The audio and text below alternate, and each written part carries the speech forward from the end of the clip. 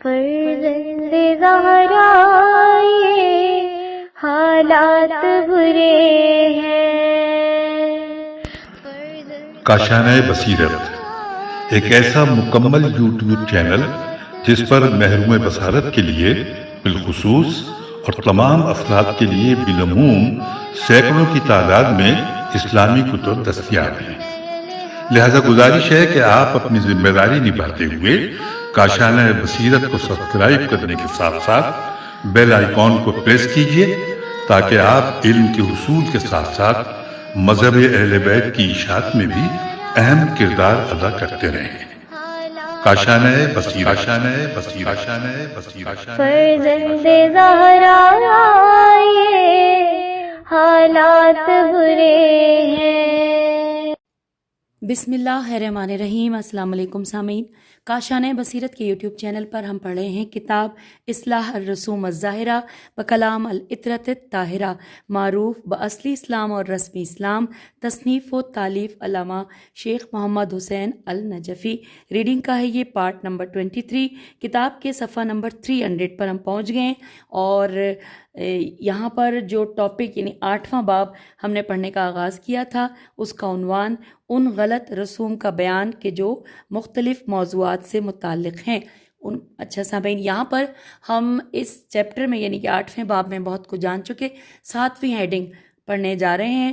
اس سے پہلے ہم نے رسوم کے حوالے سے پڑھا تھا، اب یہاں پر 7ویں ہیں کہ گھروں میں جسم دار اور سایہ دار تصویروں کا رکھنا۔ آئیے اس کے بارے میں جانتے ہیں۔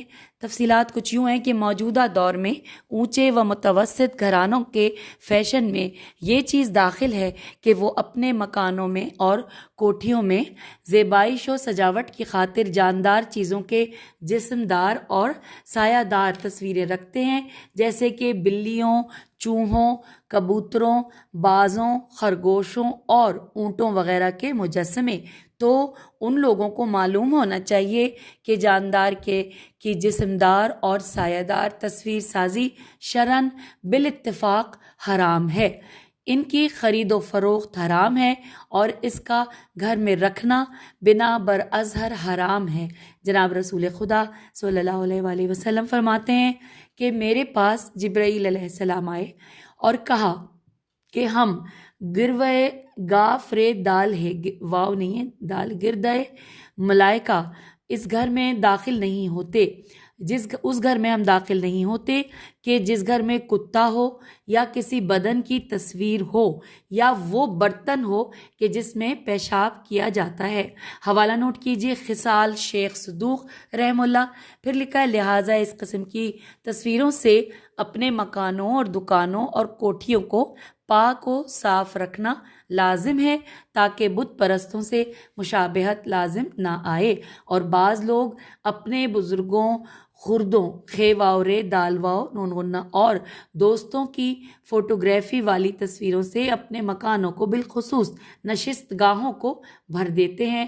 تو قطع نظر اس سے کہ اس طرح کی تصویر جائز ہے یا ناجائز، اس میں دو خرابیاں ہیں۔ ایک وہی جو اوپر مذکور ہے کہ اس گھر میں رحمت کے فرشتے قدم نہیں رکھتے، اور دوسرے یہ کہ اس مکان میں نماز مکروہ ہوتی ہے، بالخصوص جب کہ وہ تصویر بجانب قبلہ ہو۔ تو بھلا ایک ایماندار آدمی ایسا کام کیوں کرے کہ جس سے عبادت خدا میں خلل اور نقص واقع ہو۔ اور اس کے بعد پیج 301 پہ ہم آ گئے۔ اگلی ہیڈنگ ہے رہبانیت اختیار کرنا۔ اس کی تفصیلات پڑھتے ہیں۔ بعض لوگ یہ خیال کرتے ہیں کہ دنیا انسان کے لیے در حقیقت ایک قید خانہ ہے اور جسم روح کے لیے بمنزلہ پنجرے کے ہے، اور اس کی مادی خواہشات اس پنجرے کی تتلیاں ہیں۔ انسانی تجارت کا دار و مدار اس بات پر ہے کہ اس قید خانے کی دیواروں کو توڑ کر اس پنجرے سے اپنی روح کو آزاد کرائے، یعنی دنیا و مافیہ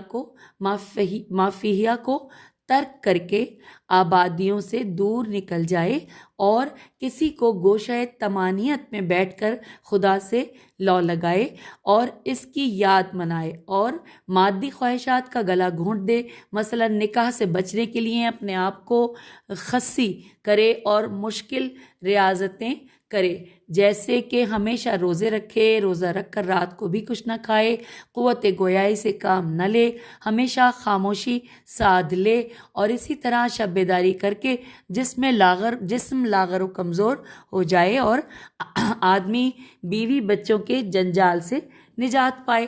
اور یہ لوگ اس کا نام زہد و تقدس رکھتے ہیں۔ سو واضح ہو کہ اس چیز کا نام رہبانیت ہے، جس کا اسلام سے اور اسلام کا اس سے کوئی تعلق نہیں ہے۔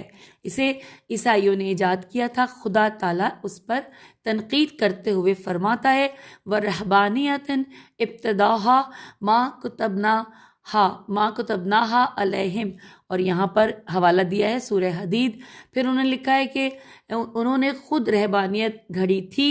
ترجمہ اس کا، ہم نے اس کا کوئی حکم نہیں دیا تھا، اور بانی اسلام فرماتے ہیں لا رہبانیت فی الاسلام، کہ اسلام میں رہبانیت کی کوئی گنجائش نہیں ہے۔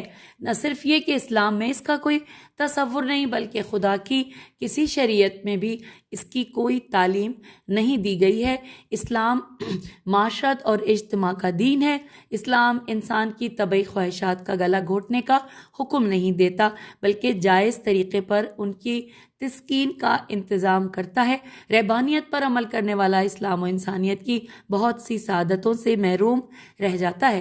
جہاں وہ شادی بیاہ کی سعادتوں سے محروم ہوتا ہے، وہاں نعمت اولاد اور ان کی تربیت کی برکتوں سے بھی تہی دامن رہتا ہے۔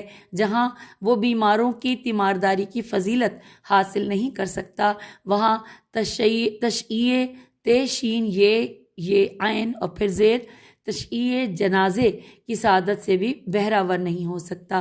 جہاں اہل ایمان کے دکھ درد میں شامل ہو کر ان کی حاجت براری کرنے کے ثواب سے محروم ہوتا ہے، وہاں وہ اور بھی ہزاروں معاشرتی فوائد و عوائد سے بھی استفادہ نہیں کر سکتا۔ الغرض اسلام کی ایک بات سے رہبانیت کے غیر اسلامی تصور کی تردید ہوتی ہے۔ اسلامی نقطہ نگاہ سے انسان کا کام صرف یہ نہیں ہے کہ وہ اللہ کے ذکر و فکر میں مشغول رہے، بلکہ یہ بھی ہے کہ وہ زندگی کے میدان میں قدم رکھے اور اللہ تعالیٰ کے جملہ انفرادی و اجتماعی احکام و اوامر کی اطاعت کر کے اپنے فرما بردار رعایا ہونے کا ثبوت پیش کرے۔ یہ بات کسی وضاحت کی محتاج نہیں کہ اسلام کی تعلیمات میں بے شمار ایسی باتیں بھی ہیں کہ جن کا تعلق دنیا بھر کی زندگی سے ہے، اور تنہائی کے سنسان گوشوں میں ان پر عمل کرنا اس طرح ناممکن ہے جس طرح خشکی میں تیرنا ممکن نہیں ہے۔ آئیے پیج 303 پہ آ گئے۔ لکھا ہے مذکورہ بالا اجمالی حقائق سے یہ حقیقت روز روشن کی طرح واضح و آشکارا ہو جاتی ہے کہ رہبانیت کے نام سے خدا پرستی کا طریقہ لوگوں کا من گھڑت ہے اور بدعت ہے۔ خلاصہ یہ ہے کہ اللہ کے دین کا مزاج کبھی بھی رہبانیت نام کے کسی فلسفے سے ہم آہنگ نہیں تھا۔ حوالہ ہے از اسلام ایک نظر میں انورٹڈ کاما کلوز، اور نہ اب ہے، لہٰذا اس بدعت سے بکلی اجتناب واجب ہے۔ اور آئیے آگے چلتے ہیں۔ اب 9واں پوائنٹ کہ تصوف و عرفان کی بدعت، اس ہیڈنگ کے بارے میں تفصیلات۔ لکھا ہے تصوف و عرفان بزوم صوفیان بے ہے زے عین میم بزوم صوفیاں نہ صرف براہ راست خدا تک رسائی حاصل کرنے بلکہ خدا تک پہنچ کر اور اپنی خودی کو اس کی ذات میں ضم کر دینے اور من شدی کا راگ الاپنے کا ایک خود ساختہ اور خانہ ساز طریقہ ہے، جس کا اسلام اور قرآن کی مقدس تعلیمات کے ساتھ اتنا بھی ربط و تعلق نہیں ہے کہ جتنا کہ کھجور کی گٹھلی کا اس کے چھلکے سے ہوتا ہے۔ یہ تصوف ہے کیا؟ فلسفہ یونان کے مرعومات یا مزعومات، یہودیوں کے نظریات، عیسائیوں کے اندیات عین سے اندیات، ہندوؤں کے خرافات اور جوگیوں کے ریاضیات کا ایک ایسا ملغوبہ ہے کہ کچھ نہ سمجھے خدا کرے کوئی، بقول ڈاکٹر اقبال۔ اس میں ذرہ بھی شک نہیں کہ تصوف کا وجود اسلام میں ایک اجنبی پودا ہے۔ یہ یہاں پہ لکھا ہے، اقبال نامہ اس کے نیچے لکھا ہے، اور پھر ہے کہ اس کے بنیادی اصول 2 ہیں۔ نمبر 1 انسان کا براہ راست خدا سے مکالمہ، اور نمبر 2 نفس انسانی کا حقیقت مطلقہ خدا کے ساتھ مل جانا، جیسے صوفیہ وصال یا فنا فی اللہ کہتے ہیں۔ ہم آ گئے ہیں پیج 304 پر، اور اب اگلی ہیڈنگ ہے تصوف کا اسلام میں داخلہ۔ آئیے مل کے پڑھتے ہیں۔ لکھا ہے کہ تصوف، جسے آج کل جدت پسند لوگ عرفان اور بدنامی سے بچنے کے لیے صوفیہ کو عرفا کہتے ہیں، اس تصوف کی عمارت کا سنگ بنیاد وحدت الوجود بلکہ وحدت الموجود اور حمدست جیسے غیر اسلامی بلکہ سراسر مشرکانہ و کافرانہ نظریات پر قائم ہے۔ پھر اسلام میں یہ تصوف کس طرح داخل ہوا اور اسے کس طرح مشرف با اسلام کیا گیا، یہ ایک خون چکاں داستان ہے، جس کا خلاصہ یہ ہے کہ وفات نبوی صلی اللہ علیہ وآلہ وسلم کے بعد خاندان رسالت سے ظاہری اقتدار چھیننے کے بعد بنی امیہ کے دور میں اس خانوادہ عصمت و طہارت کے روحانی اقتدار پر شب خون مارنے کی خاطر بظاہر تارک دنیا اور بباطن سگے دنیا کا ایک صوف پوش گروہ تیار کیا گیا اور اسے حکومتی سرپرستی سے نوازا گیا۔ اس کی خود ساختہ کشوف و کرامات، کاف شین واو فے، کشوف ہے یا کشوف ہے، کشوف ہوگا، کشوف و کرامات کا ڈھنڈورا پیٹا گیا تاکہ عامت الناس کو خاندان نبوت کے دروازے سے ہٹایا جائے اور ان لوگوں کے دروازے پر جھکایا جائے۔ حوالہ ہے انوار لومانیہ، لام عین میم الف نون، یہ ہے انوار لومانیہ وغیرہ۔ پھر ہے نمبر 3 صوفیہ کی مذمت کلام معصومین علیہ السلام کی روشنی میں، یہ ہیڈنگ ہے۔ تفصیلات ہے کہ صوفیہ کی مذمت میں ائمہ طاہرین علیہ السلام کے اس قدر فرامین ہماری مستند کتابوں میں موجود ہیں کہ جن کا عدد و احصاء الف ہے سواد الف مشکل ہے۔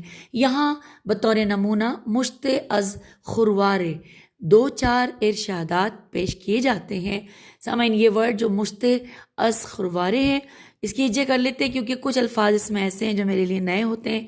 یہ ہے کہ میم شین تے بڑھیے، میم پہ پیش اور شین تے بڑھیے، پھر الف ز از، پھر خیر واو رے الف بڑھیے۔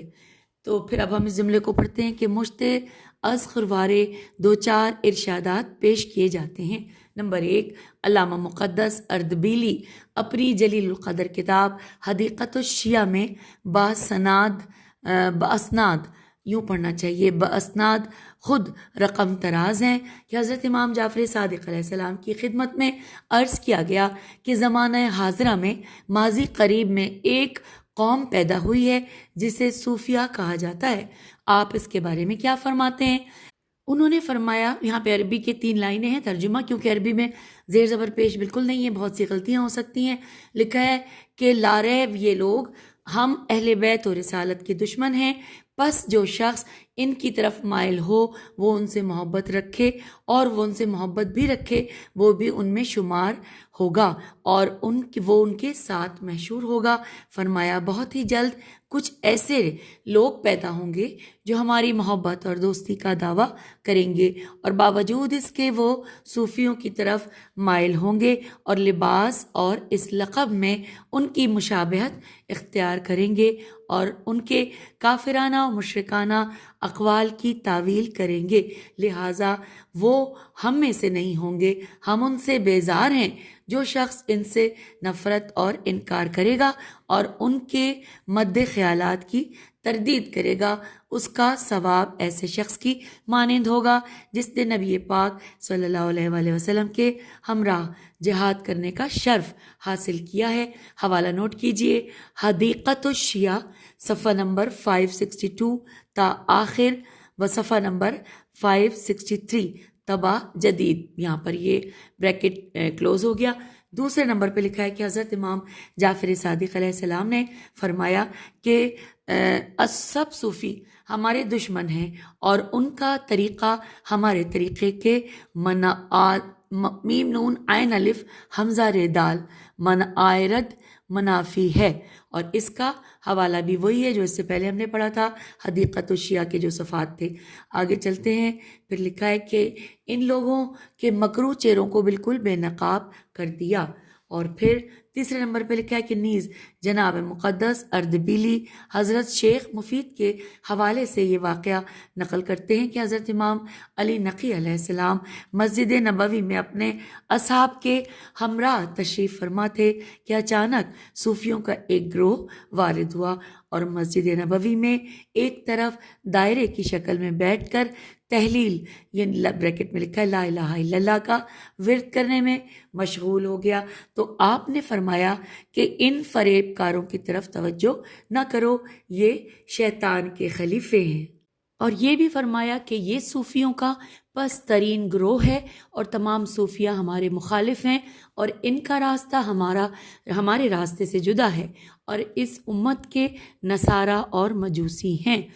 हवाला नोट कीजिए, हदीक़त शिया सफ़ा नंबर 602 और 603। चौथा नंबर पे, चौथे पॉइंट पे लिखा है कि बाज़ अखबार व आसार से वाज़ेह आश्कार होता है कि खुद बानी इस्लाम सल्लल्लाहु अलैहि वसल्लम ने इस बदअक़ीदा और बदअमल ग्रोह की पैदाइश की पेशिंगोई फरमाई थी। चुनाचे शेख अब्बास मुहद्दिस क़ुम्मी रहमुल्लाह हज़रत शेख बिहाई अलैहिर्रहमा से रिवायत नकल करते हैं कि पैगम्बर इस्लाम सल्लल्लाहु अलैहि वसल्लम ने फरमाया कि क़यामत से पहले मेरी उम्मत में एक जमात पैदा होगी जिसका नाम सूफिया होगा और ज़िक्र के लिए हल्का बनाकर वो बैठेंगे और आवाज़ बुलंद करेंगे। वो दर हकीकत मेरी उम्मत से नहीं होंगे बल्कि वो यहूद से शुमार होंगे और वो कफ़ार से भी बदतर होंगे और जहन्नुमी होंगे और गधों की तरह आवाज़ें बुलंद करेंगे। हवाला है सफ़ीनतुल बिहार जिल्द नंबर 2 सफ़ा नंबर 58। और चौथा पॉइंट है, यहाँ पर बड़ा लिखा है हेडिंग में कि सूफिया के बाज़ अकायद बातिला का तस्करा। आइए मिलकर पढ़ते हैं। लिखा है सूफिया अकायद और नज़रियात के एतबार से ना सिर्फ बदअक़ीदा हैं बल्कि मुशरिक हैं, बल्कि मुल्हिद हैं और अमल व किरदार के लिहाज से बदकिरदार और कज रफ्तार हैं। तफसीलात में जाने का वक्त नहीं है। खुदा ने तौफीक दी तो इस मौजू पर एक मुफस्सल किताब लिखी जाएगी इंशाअल्लाह। यहाँ इनके मीम ज़े ऐन वाव मीम अलिफ ते मौजूमात का ये लफ्ज़ मुश्किल है पढ़ना मेरे लिए, आप लोग मुझसे बेहतर समझ सकते हैं, हिज्जे मैंने कर दी। तो इन मज़ूमात बातिला का एक शम्मा पेश किया जाता है, बाद अज़ां इनकी बदकिरदारी और कजरफ्तारी की तरफ अजमाली इशारा किया जाएगा। ये ग्रोह हुलूल में इत्तिहाद, वहदहुल वजूद और हमादस्त जैसे मुशरिकाना अकायद का अलमबरदार है। चुनाचे इब्ने अरबी जो इस ग्रोह का सरखील सीन रे खे ये लाम है, अपनी किताब नसूसुल हकम में एक कलाम के ज़िमन में लिखता है। हवाला पहले नोट कर लीजिए, सफ़ा नंबर 77 और किताब का नाम है फस। और ये बड़ा मुश्किल सा है क्योंकि बिल्कुल नया है। फस और से तबा मिस्र, साथ साथ तबा मिस्र लिखा है। और यहाँ पे जो उन्होंने फरमाया वो एक लाइन है, वो है कि फ़होमन हैसल वजूद एनल मौजूदात अफ़स। अच्छा, अफ़स तो नहीं, अफ़स तो उसके हाशिए में नाम आ गया। असल में ये चीज़ें बहुत जुड़ी हुई लिखी हुई हैं, मैंने कोशिश की कि मैं आप तक सही पहुँचा सकूँ। अब हम आ गए हैं पेज 308 पर और फिर यहाँ पे एक और हवाला उसी का है और लिखा है कि और फस फेसवाद फस हुरिया सफ़ा नंबर 160 पर लिखा है कि अब यहाँ पे लिखा है कि खुदा ही, उसका तर्जुमा हम पढ़ रहे हैं उस लाइन का, कि खुदा ही तमाम मखलूक़ात में जारी व सारी है। तीसरे नंबर पे साथ ही यहाँ पे लिखा है, तीसरे नंबर पे ला आदम फी فی الکونا والابلیس لا ملک سلیمان ولا بلقیس فاقل فلکل فی الف لام کاف لام فلکل عبارت دانت المعنا یا من ہوا بالقلوب مقناطیس. حوالہ ہے کتاب وحدت الوجود والشہود صفحہ نمبر 148. سامعین یہاں پہ کوئی زیر زبر پیش نہیں تھا، میں نے صرف کوشش پر اس لیے کی کہ اس کا اردو ترجمہ نہیں لکھا تھا تو اس میں بہت سی غلطیاں ہوئی ہوں گی، لیکن جو کچھ بھی تھوڑا بہت سمجھ میں آیا ہوگا اس سے آپ نے پوری سمجھنے کی کوشش کی ہوگی اور میں نے پڑھنے کی کوشش کی. اگلا ہے، آگے لکھا ہے کہ منصور میم نون صاد واو رے منصور حلاج لام پہ تشدید ہے. منصور حلاج خدا سے خطاب کر کے کہتا ہے کہ ترجمہ پڑھ رہے ہیں ان دونوں لائنوں کی، شعر ہے کہ تیری روح میری روح کے ساتھ اس طرح مل گئی ہے کہ جس طرح شراب صاف و شفاف پانی میں ملا دی جاتی ہے. اور حوالہ نوٹ کیجئے البدایہ والنہایہ صفحہ نمبر 133 اور جلد نمبر 11. نیز منصور لکھتا ہے کہ آسمان والوں میں ابلیس جیسا کوئی موحد نہ تھا.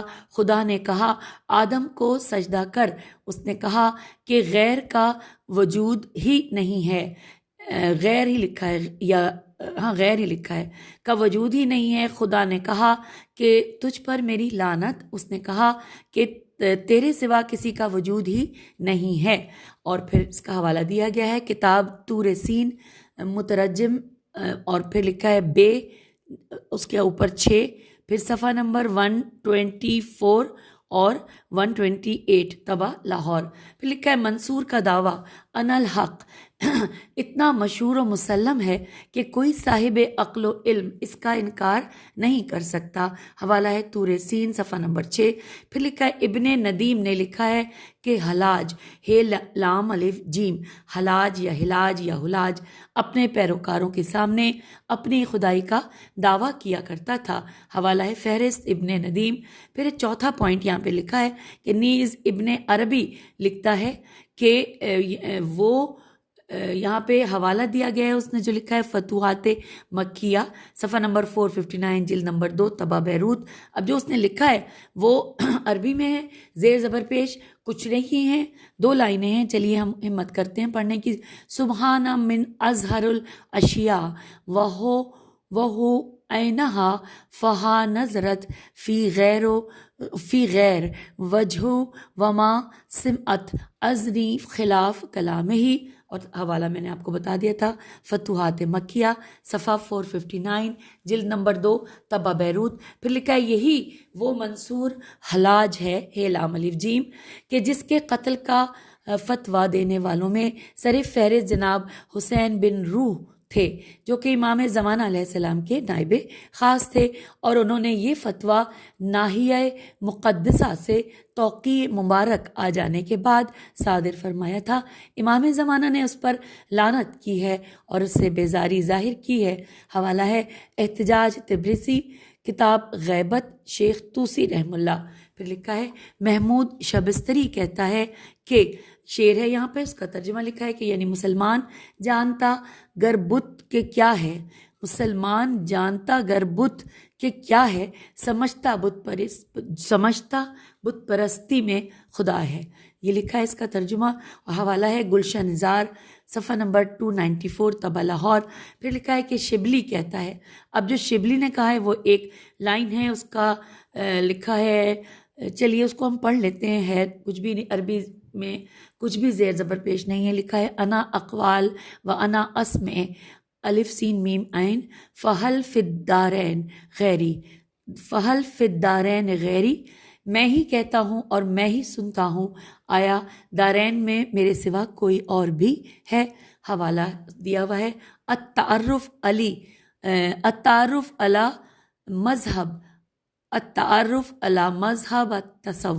صفحہ 145 طبع مصر. اور اب ہم آ گئے ہیں پیج 310 پر.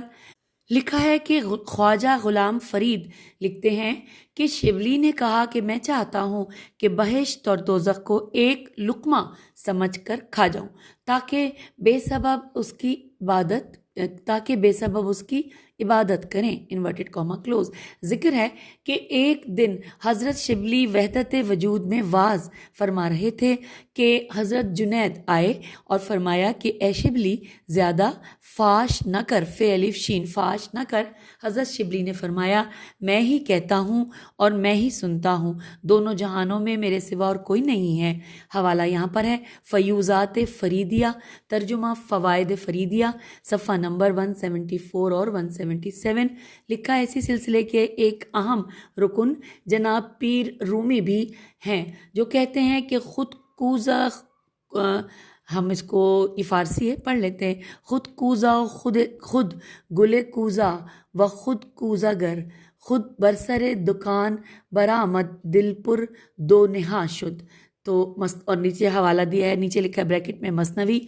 اور اب آئیے 5ویں نمبر پہ پڑھتے ہیں، لکھا ہے ایک تاویل علیل، عین لام یہ لام۔ تفصیلات ہیں کہ عرفان بانی یا عرفان بافی، کیونکہ نون اور فے ایک جیسا لگتا ہے اردو میں، تو مجھے اور میرے لیے نام اس حوالے سے نیا ہے، تو عرفان بافی جب پڑھ لیتے ہیں۔ عرفان بافی کے حامی لوگ کہا کرتے ہیں کہ عرفا کے الفاظ و عبارات کے ظاہری معنی حجت نہیں ہوتے بلکہ ان کے خاص معنی ہوتے ہیں جن کو عوام تو کجا عام علماء و فقہا بھی نہیں سمجھ سکتے، اسے نہیں سمجھ سکتے۔ اے سبحان اللہ، قرآن و حدیث کے ظواہر تو حجت ہوں اور انہیں علماء و فقہا سمجھ بھی سکیں، مگر صوفیہ و عرفا کے کلام کا ظاہر نہ حجت ہو اور نہ اسے کوئی سمجھ سکے تو پھر یہ کلام ہے یا کوئی معمہ جو نہ سمجھنے کا ہے نہ سمجھانے کا۔ اب اگلی ہیڈنگ ہے 6 نمبر پہ کہ صوفیہ کے بعض اعمال و افعال شنیہ کا تذکرہ، یہ مل کر پڑھتے ہیں۔ لکھا ہے یہ بات کسی وضاحت کی محتاج نہیں ہے کہ عقیدہ و عمل لازم و ملزوم ہے، اگر عقیدہ صحیح ہے تو لامحالہ عمل و کردار بھی درست ہوگا، اور اگر عقیدہ غلط ہے تو لازماً عمل بھی برباد ہوگا۔ بنا بری جب اس طائفہ کا عقیدہ غلط ہے تو عمل کی صحت کا سوال ہی پیدا نہیں ہوتا۔ پیج 311 پر ہم آ گئے ہیں۔ چنانچہ یہ فرقہ تمام ظاہری شرعی عبادات کو قنطرۃ المعارفت، ہجے کرتے ہیں قاف نون توئے رے گولتا الف لام میم عین رے فے تے ہے، قنطرۃ المعارفت معرفت حاصل کرنے کا پل تصور کرتا ہے، اور جب وہ اس پل سے عبور کر کے واصل باللہ اور فنا فی اللہ کی منزل تک پہنچ جائے تو عبادات کو لغو لام غین واو لغو محض تصور کرتا ہے۔ چنانچہ فوائد فریدیہ مترجم صفحہ 81 میں لکھا ہے کہ الشیخ عبد القادر جیلانی رحمہ اللہ نے فرمایا کہ جس نے واصف باللہ ہونے کے بعد عبادت کا ارادہ کیا بس اس نے اللہ کے ساتھ شرک کیا۔ یہاں انورٹڈ کاما کلوز ہو گیا۔ اب اگلے پیراگراف میں لکھا ہے کہ اور یہ لوگ بخیال، اچھا یہ بخیال ہے یا نجیال، کیونکہ یہ سمجھ نہیں آ رہا مجھے کہ یہ نقطہ بے کا ہم پہلے پڑھیں یا نون کا، نون جیم یہ الف لام، نجیال خویش جو اور وظائف اور عبادات کرتے بھی ہیں وہ بدعت کے زمرے میں آتی ہیں، جیسے کہ ذکر خفی زال کافرے، ذکر خفی، ذکر جلی کرنا اور حلقات ذکر کا قائم کرنا اور ان میں غنا اور موسیقی سے لطف اندوز ہونا اور پھر وہاں ہا و ہو کا شور بلند کرنا اور ان کے نتیجے میں حال کا پڑھنا وغیرہ، اور پھر شریعت و طریقت و حقیقت کی اصطلاحیں قائم کرنا اور مساجد و معابد میم عین الف بے دال معابد کے بالمقابل نظام خانقاہی کا اہتمام کرنا اور ان میں مختلف ریاضت کرنا خود ان کے اس نظام کے اسلام کے موازی و منافی ہونے کی ناقابل رد دلیل ہے۔ بریکٹ میں لکھا ہے ظلمت بعضہا فوق بعضن بریکٹ کلوز، لکھا ہے پھر ان تمام خرافات و بدعات کے ارتکاب کا مقصد اقصا الف قاف سواد چھوٹی ہے اس کے اوپر کھڑا الف ہے سواد پہ، اور پھر لکھا ہے اقصا کے بعد لفظ ہے روحانیت جو کہ انورٹڈ کاما میں ہے۔ اس لائن کو دوبارہ پڑھتے ہیں کہ پھر ان تمام خرافات و بدعات کے ارتکاب کا مقصد اقصا روحانیت اور معرفت کا حصول اور روحانی ترقی کا طلب و تڑپ بیان کیا جاتا ہے۔ حالانکہ روحانیت ایک ایسا لفظ ہے جو آج تک شرمندہ معنی نہیں ہوا۔ اس کے بعد یہاں پر ایک مصرع لکھا ہے کہ ہے یہ وہ لفظ جو شرمندہ معنی نہ ہوا۔ پھر چلتے ہیں آگے۔ جس قوم میں عمل کا فقدان ہو اور وہ عمل کے میدان میں قدم رکھنے سے ہچکچاتی ہو اور انحطاط اور تنزل کی طرف گامزن ہو اور علمی و عملی مسائل سے عہدہ برا ہونے سے قاصر ہو، وہ تصوف کی مزعومہ میم ز عین واو میم ہے مزعومہ باطنی ولایت و سرمدیت کی اوٹ میں پناہ لینے کی ناکام کوشش کرتی ہے اور اس کا دار و مدار باطنی معنی پر ہوتا ہے۔ اہل دانش جانتے ہیں کہ کسی مذہب یا قوم کے دستور العمل میں باطنی معانی تلاش کرنا دراصل اس دستور العمل کو مسخ یا منسوخ کرنے کے مترادف ہے۔ الغرض تصوف کسی قوم کے قومی و ملی انحطاط اور زوال پذیری کی علامت ہے۔ خدا اس سے ہماری قوم و ملت کو محفوظ رکھے۔ اس لیے ہم قوم کے جیالوں کو مشورہ دیں گے کہ نکل کر خانقاہوں سے ادا کر رسم شبیری۔ آئیے اس کے بعد ہم 7 نمبر پہ جو ہیڈنگ آ گئی ہے وہ ہے چند نام نہاد عرفائے اسلام کے نام۔ تفصیلات ہیں کہ ستم ظریفی یہ ہے کہ آج وہ لوگ بھی تصوف و عرفان سے متاثر نظر آتے ہیں جن کے پیشواؤں سے روحانی اقتدار چھیننے کے لیے تصوف کا اسلام میں کھڑا کیا گیا تھا اور صوفیہ کی سرپرستی کی گئی تھی۔ آج بڑے شد و مد کے ساتھ ان لوگوں کو عرفائے اسلام کے نام سے یاد کیا جاتا ہے جن کی زندگیوں کے چراغ گل ہو گئے، مگر تمام عمر ان کو یہ تک معلوم نہ ہو سکا کہ بانی اسلام کا خلیفہ برق اور جانشین اول علی بن ابی طالب علیہ السلام ہیں یا ابو بکر بن ابو قحافہ۔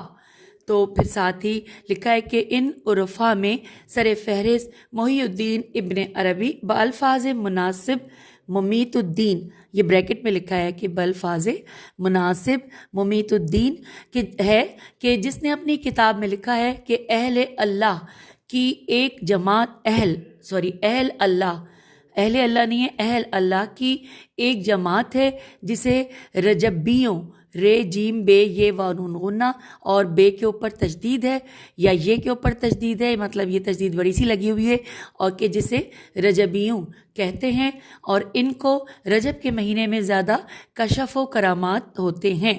لکھا ہے کہ انہیں دوبارہ پڑھتے ہیں جملے کے کہ اور یہی لکھا ہے کہ ان کو رجب کے مہینے میں زیادہ کشف و کرامات ہوتے ہیں۔ کتاب کے صفحہ 313 پہ ہم آ گئے، لکھا ہے ان میں سے ایک بزرگ کی میں نے زیارت کی ہے کہ جن کو شیعہ خنزیر کی شکل میں نظر آتے ہیں۔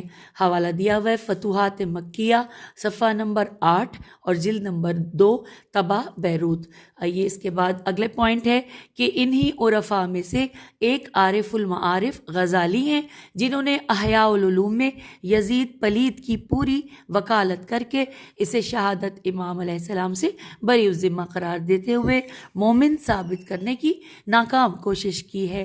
اگلے پوائنٹ میں لکھا ہے کہ انہی عرفاء میں سے ایک شخص عبد القادر جیلانی بھی ہیں کہ جنہوں نے اپنی کتاب غنیت الطالبین میں بزعم بے ز عین میم اور پھر زیر ہے بزعم خود متعدد دلیلوں سے ثابت کیا ہے کہ شیعہ اس امت کے یہودی ہیں، بریکٹ میں لکھا ہے معاذ اللہ۔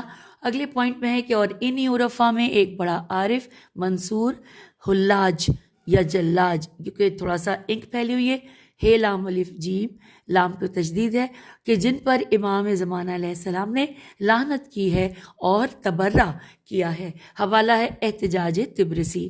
پھر لکھا ہے کہ غور و فکر اور عبرت کا مقام ہے کہ جن بدعتیوں کو شیعہ خنزیر کی شکل میں نظر آئیں اور جو ان کو یہود ٹھہرائیں اور جو یزید پلید کی وکالت فرمائیں اور جن پر امام زمانہ علیہ السلام لعنت و نفرین فرمائیں، وہی لوگ آج کل ہمارے عرفان بافوں کو عرفائے اسلام نظر آئیں۔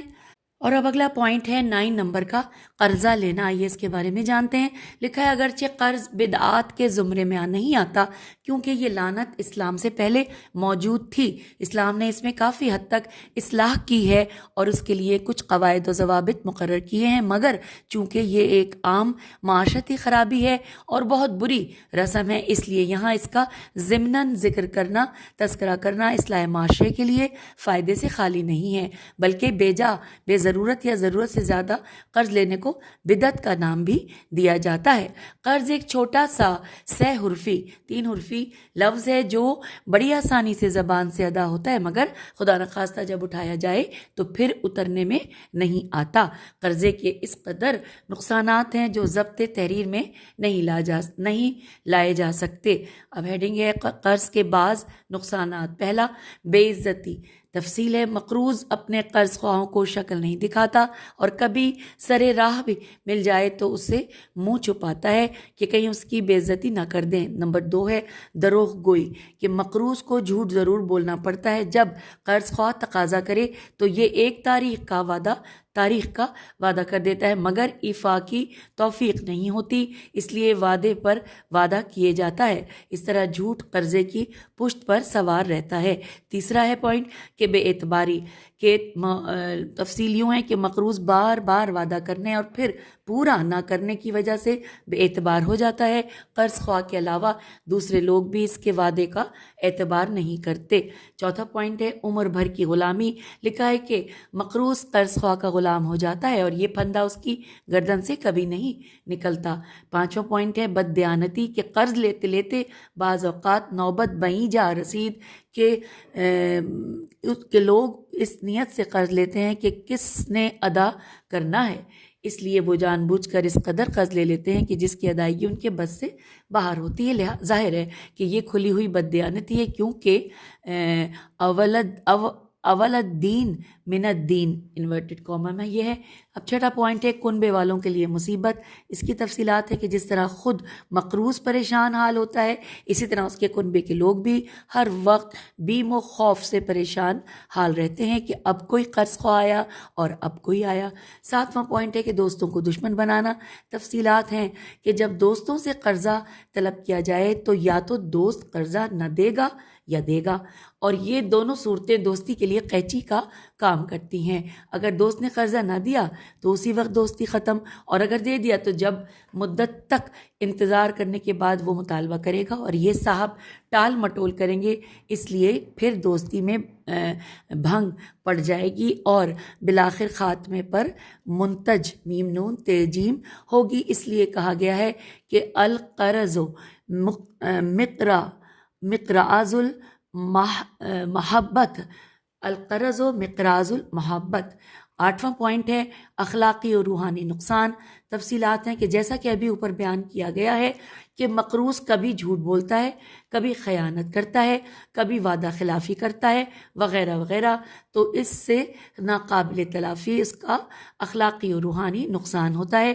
نواں اور آخری پوائنٹ اس میں ہے کہ سودی بالکل بربادی. یہ لکھا ہے تفصیلات ہیں کہ اور اگر سودی قرضہ ہے جو شرعاً حرام ہے تو پھر دین و ایمان کی بربادی کے ساتھ ساتھ دنیا کی بھی بربادی کا مکمل سامان ہے. اور ہم پیج 316 پر آ گئے ہیں اور اب ہیڈنگ ہے قرضے سے بچنے کا طریقہ.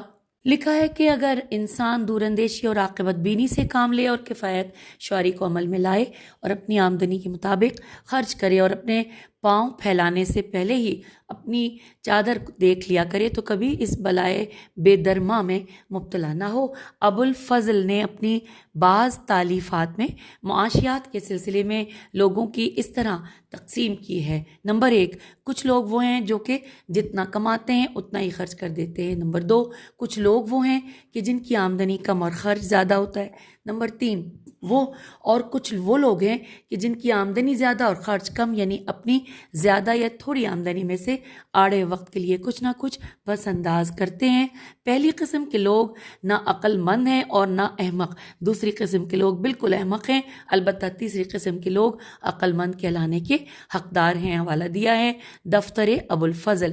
الغرض، دنیا میں 2 قسم کے لوگ ہیں، ایک وہ جو قرضہ لیتے ہیں، دوسرے وہ جو قرضہ دیتے ہیں، یعنی ایک پس انداز کرنے والے اور دوسرے برباد کرنے والے، ایک دور اندیش دوسرا کوتاہ اندیش، ایک کفایت شار دوسرا فضول خرچ، ایک مالدار اور دوسرا نادار۔ یہ امر تجربے سے ثابت ہے کہ قرض کا دارمدار زیادہ یا تھوڑی آمدنی پر نہیں بلکہ کفایت شعاری اور فضول خرچی پر ہے۔ بعض قلیل آمدنی والے قرض نہیں لیتے اور اپنی گزر اوقات کے ساتھ جائیداد بھی بنا لیتے ہیں، اور بعض بڑی آمدنی والے بھاری قرض کے بوجھ تلے دبے ہوتے ہیں۔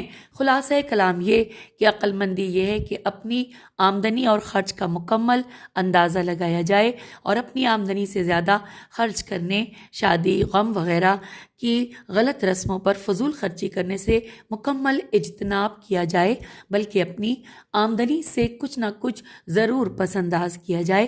پھر دیکھیں قرض لینے کی کبھی نوبت ہی نہیں آئے گی۔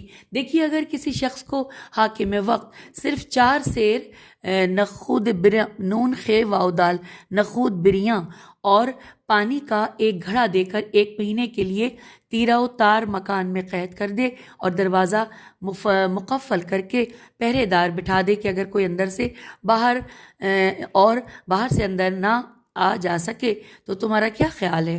وہ قیدی اس نان نفقے کو چند روز میں پیٹ بھر کر کھا پی کر ختم کر دے گا یا اس کا اس طرح اندازے کے ساتھ خرچ کرے گا کہ پورا مہینہ نکل جائے؟ یقیناً وہ اس دوسری صورت کو اختیار کرے گا۔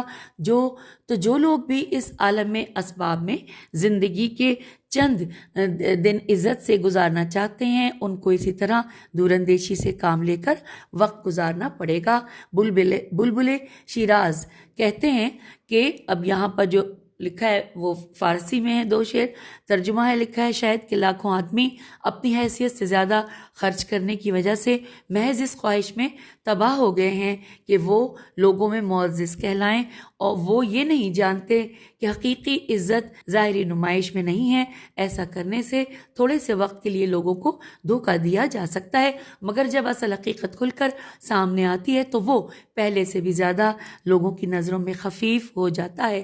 اس لیے عقل مندوں کا قول ہے کہ کوئی سلیم العقل آدمی یہ ہرگز پسند نہیں کرتا کہ لوگ اس کی نسبت وہ خیال کریں کہ جو در حقیقت وہ نہیں ہے۔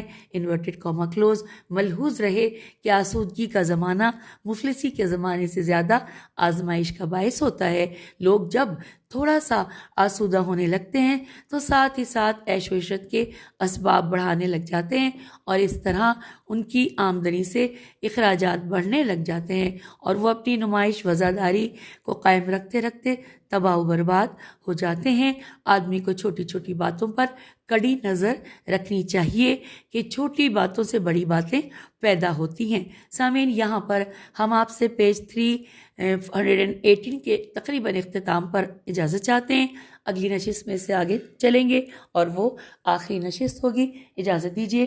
خدا حافظ، فی امان اللہ۔